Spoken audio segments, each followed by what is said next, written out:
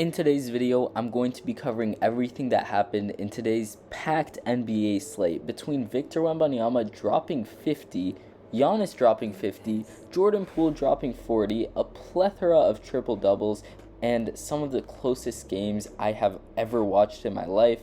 Today was a wild one. Let's just get right into it and start with Victor. Victor Wembanyama just had one of the most generational performances that I have ever seen. In the background right now, I have the highlights playing from that game, and he was just ridiculous. He started off the fourth quarter scorching hot. He scored 10 points in 5 minutes, 2 of 5 from the three-point line, 4 of 8 from the field. He also grabbed a rebound and a block to go with that. And that wasn't even the best of it, because after those 5 minutes played, second quarter, he played 9 minutes.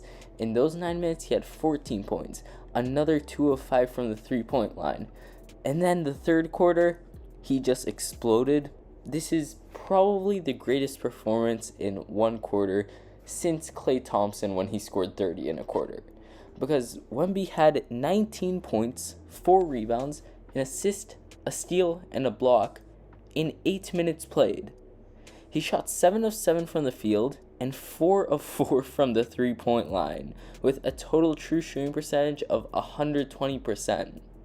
Then, to round out the 50 burger, he came in during the fourth quarter, and even though it initially seemed like he wasn't going to stay in for a while, the Wizards did somehow make a comeback on the Spurs. In the first 4 minutes of the fourth quarter, he was able to score 7 points on ridiculous efficiency splits, but he ended up having to come back in, and that's just when the unthinkable happened. His plus minus of plus 14 was a team high, and honestly, I don't really have any words to describe what happened. I mean, the only time I was actually more excited for a slate of NBA basketball was 2022, when my team, the Golden State Warriors, went to the championship. Now, I would like to preface this next section by saying that when I record this video, Giannis was at 50 points. He ended up somehow dropping 60. Now, the analysis that I do give is still accurate, but 59 points, 14 rebounds, and 7 assists is so ridiculous that I just had to come back and edit that in. Anyways, let's get back to it. Little edit here. This is after the entire video was filmed, but I just completely forgot that Cat somehow dropped 46 points and 10 boards. Jason Tatum had a 36-point near triple-double, and Jalen Williams of the Thunder, one of the Jalen Williams, the center Jalen Williams, had 31, 6, 7, and 5. Adding on to that, Jared McCain, yes, that's right, the TikTok star Jared McCain, had 34 points and 10 assists, the best night of his entire career. Now, I don't know what happened today, because Donovan Mitchell also had a triple-double. I'm just looking at the box scores from tonight, and, well, I'm going to be totally honest, the only game that I watched was the Spurs game once I saw that Wemby was going to go crazy. But I mean, everything was ridiculous. The Bucks were originally down by a pretty substantial margin. They were down by 13 points at halftime. They brought it back in the third quarter. And then when the fourth quarter happened, wow, it was a really, really tight game. Another tight game was the Clippers at Rockets. And I'm surprised that it ended up being this close because obviously Kawhi is still out, and I mean, the Rockets should have won this one easily, but it ended up going down to the final minute. Now, Wemby, he was very bad when he came back into the game at the fourth quarter. It almost allowed the Wizards to come back. Of course, the Spurs are just the better team, so they didn't come back, but it was pretty darn close. Now, if you look at the rest of the league, there were also a ton of other close games. Magic Pacers ended up being 94-90, but it was way closer by the end of the third quarter because it was only a 2-point game. Thunder Pelicans was a bit of a blowout, but it was pretty expected because holy crap, I just scrolled down to the injury report. You have Zion out, you have DeJounte Murray out, you have CJ McCollum out, Herb Jones out, Jose Alvarado out and Jordan Hawkins out for the Pelicans. That is brutal. The injury bug has been bad this year. The Cavs were able to beat the Sixers. If you look at it, it's pretty convincing, but honestly, the Sixers really did keep it close, mostly due to Jared McCain. He played an amazing game tonight. The Bulls-Knicks game was absolutely thrilling. It went down to the final buzzer, with the final score being 124 to 123 Bulls, with Kobe White being able to hit 3 of 3 game-winning free throws with only 3 seconds left. The Celtics, of course, blew the Nets out. I mean, what were we really expecting from that game? And other than that, it was just a great slate all around the board.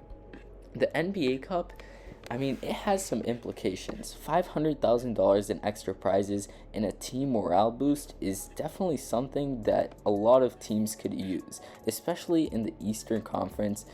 The Eastern Conference is extremely weak this year. In case you guys don't know, there are only 3 teams above 500. The Magic, the Celtics, and the Cavs. Now, the Cavs are undefeated, which is extremely impressive. But if you compare all of that to the Western Conference, where you have 10 teams above 500, and, I mean, the Mavericks and the Pelicans should also be there, the league is beyond stacked right now. It is actually the craziest I've ever seen it. This NBA Cup it adds a bit more fun to the midseason. Usually this would be a time that's pretty boring. No one's really making any content because there's nothing to make content about. But, I mean, you had yesterday the Warriors-Mavericks game. That was one of the best games I've ever watched. In case you haven't watched my video about it, I'll link it at the end of this video. But it was honestly a great game. We've just been seeing amazing games all around the league. And to wrap up the Spurs game, because of course this was the main focal point of the video, I just don't know how Wemby is doing it. He is a second-year player. He is extremely light. 7'5" and 220 pounds is it's not something normal. I wonder what. Okay, to put it in perspective, Chris Paul is 6 feet and 175 pounds. Giannis, who is substantially shorter than Victor Wembanyama, he is 6 inches shorter, weighs 20 pounds heavier. Now, I mean, we knew that he was going to be good. We didn't know that he was going to be this good. This is something ridiculous. This is the expectations that were placed on him. No one thought he would live up to these expectations because he's going to be a Hall of Fame player. If he literally has this game, okay, first off, he's had other crazy games this season. I mean, literally his last game he had 34 and 14. The game before that, 24, 16, and 7. And he almost dropped a triple-double with blocks. Yeah, he had 9 blocks just less than a week back. The second game of the season, he had 14 and 20. The more I look at Wembanyama, the more generational I think that he's going to be. This is the craziest player I've seen in my entire life.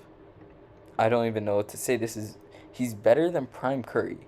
He's better than maybe not Prime LeBron. He will be better than Prime LeBron. He will be the greatest player to ever step foot on this planet. Just come back to this video in 10 years when you find that true. Like the video if you enjoyed, comment your opinion, and I'll see you guys in the next one. Peace.